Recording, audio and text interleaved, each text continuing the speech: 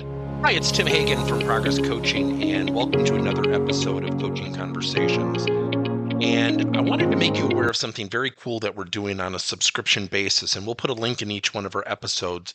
But every Wednesday, we're going to be doing what we call an audio podcast workshop. That workshop will be roughly about 14 to maybe 20 minutes per episode, with each month having a theme from a coaching model, using feedback strategically, to coaching self-awareness, and so on. So if you could, look in the body or in the content description of each episode, and you will see a link where you can join this subscription. These are literally 4 workshops every month, teaching specific strategies to address a particular area of workplace coaching, as it relates, again, to things like awareness, motivation, teamwork, and what have you. Here's the cool thing. It's only $10 per month, and each month you will get a handout that we will follow along with. So we also give you a tool for you to take notes as we go through each episode. We hope you'll check it out. Coaching is the responsibility of the person being coached. Often I'll ask the question, whose responsibility is it for the success of a coaching relationship? And often I hear 50-50, it's 100% on the person coaching, or the 100% responsibility of the coach, or 50-50. I mean, there's so many different ways to look at it. I go back again to what is the objective of coaching. See, coaching is not typically facilitated when an employee goes to a manager, goes to a coach and said, I need help. I'm deficient in the following knowledge, skill, or behavioral areas.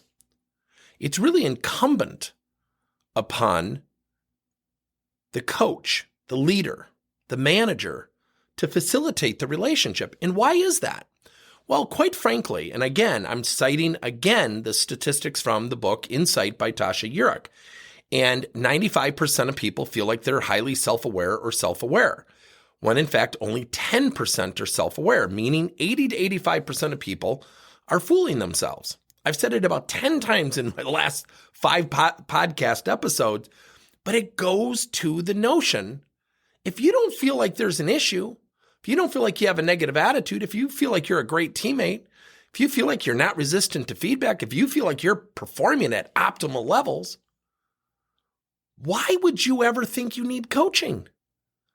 That's 80 to 85% of the market, according to her study.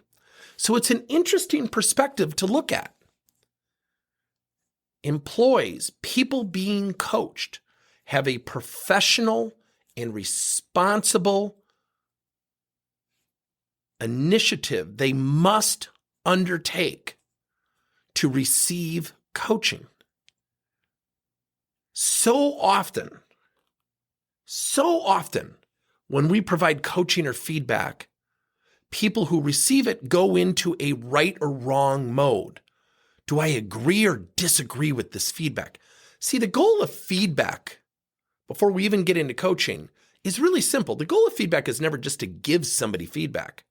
The goal of feedback is to give it thoughtfully and professionally so somebody will receive it well and strategically utilize it. Now, let's say a manager, a coach, a leader does that extremely well. Here's the challenge. Their job is done. To a certain extent, their job is done. Yet if someone is still negative resistant, I don't feel like I've got any issues. I don't feel like I have to improve anywhere. I feel like I'm performing at optimal levels. Does not mean the coach failed. It means the recipient had an inability to glean opportunities from the feedback or the coaching. Now, coaching is about asking questions. See, when we ask questions, we get somebody to look in the mirror. So let's take the most fundamental example that we go through all the time, and that's this. When you think about coaching, it's about getting someone to look in the mirror. If I go up to someone with a negative attitude and I say, Bob, you've got a crappy attitude. Bob doesn't come up, hug, kiss me and say, Tim, thank you so much for the revelation. I'm going to be so much better by tomorrow. Now I bet you're laughing a little bit. It's crazy, right? So what I have to do as a good coach is get Bob to see himself. So if I say to Bob, hypothetically, what if I were to tell you you have an opportunity to raise the perception of how people view you? and we could raise that perception to be an energetic, enthusiastic teammate, how would you react to that? Now, let's say Bob is really resistant. He said, well, I feel like I already do that. Awesome. Thank you for sharing that. So, Bob, let me ask you another question. On a scale of 1 to 6, and before you answer, Bob, I'm going to ask you to do something kind of weird. I want you to take a huge deep breath. Scale of 1 to 6. 6, you are a great teammate.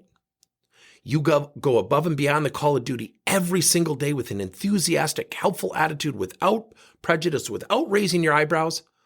Or 1, you can be perceived as inconsistent, maybe a little bit choppy in terms of being a helpful, energetic, positive teammate. Honestly, Bob, where would you be? Now, here's the funny thing about rating questions.